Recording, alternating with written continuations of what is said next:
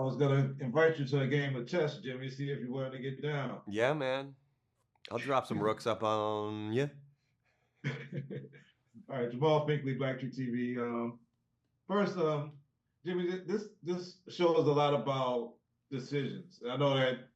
I mean, you've been a great actor, great voice actor. There's been a lot of different things that's great on stage.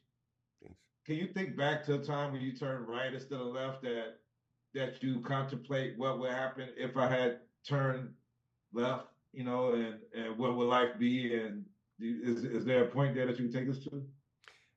Sure. I mean, I think the universal human feeling we all, love is so real, and it's something that we go through phases of like, is it real? How real is it? Oh, it's everything. Oh, it's actually nothing. Most of my what ifs were based on, oh, was that the right call with a partner? Was that the right call? Was it right to leave? Was it right to stay?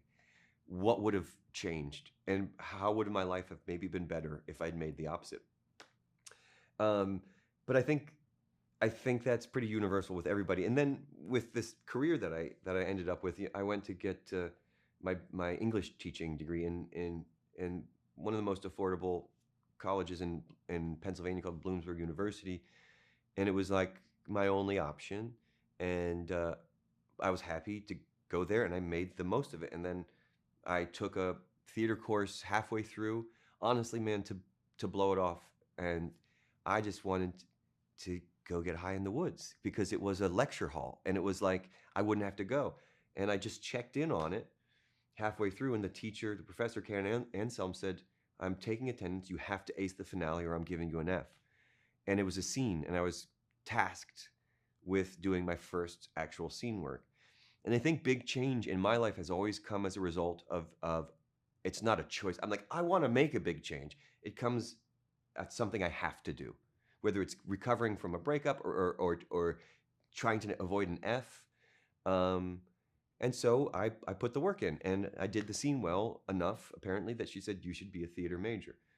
And that also, as you must know, the feeling of an invitation in this often cold world is, to me, that was shocking. I hadn't ever really been invited to partake in anything that much of a departure. And I think part of my nature is like up for change. So I said, yeah, I'm going to add this major. And I've been obsessed with books since I was 6. And so to have another way to tell stories and be part of the storytelling, I thought I'd write books. I thought I'd teach people how to appreciate books and stories. And then I end up being part of the stories. Yeah, I wouldn't have expected, certainly didn't plan for it, had never had visions of stardom, anything like that. I came from a The really simple family with not too much of anything. And so anything that comes, I'm just pretty grateful for at this point.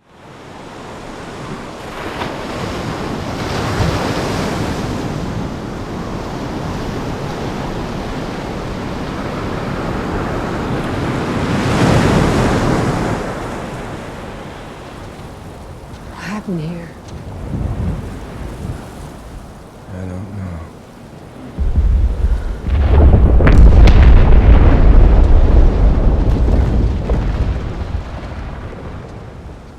Oh,